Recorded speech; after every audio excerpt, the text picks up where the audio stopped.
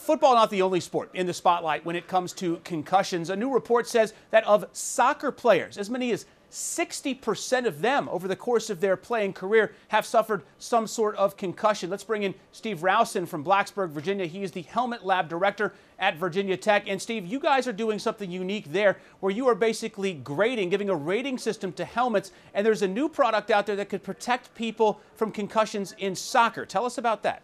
Sure. For the very first time, we've been able to evaluate the headgear available to players in soccer to determine how effective they are at reducing head injury risk. And what have you found?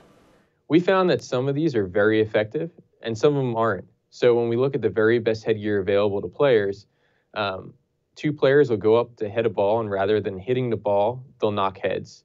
That can be a very hard impact that's likely to cause a concussion, upwards of 150 Gs in head acceleration. That's a very hard head impact.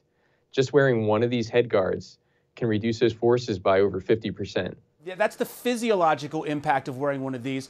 And I know that this isn't your area of expertise, but I just want to flush it out. What about the psychological impact? Meaning, if somebody is wearing one of these, could they be inclined to play more aggressively? I mean, we see that in football with players all padded up. Rugby, on the other hand, you have people wearing very little protection, and you don't have nearly the amount of injuries as you have in football or soccer. Well, the counterpoint to that is whenever you integrate protective equipment in sports, you need to make sure the sport doesn't change.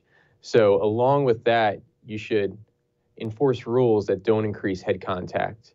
The other point I'd like to make is that rugby actually has a very high rate of injury. Of all sports, I would consider it the highest. It's a full contact sport without head protection. And just looking at local rugby players here, it's the highest percent of players that get hurt. Steve Rowson with us from Blacksburg, Virginia, and Virginia Tech. Thanks so much for your time. Thank you.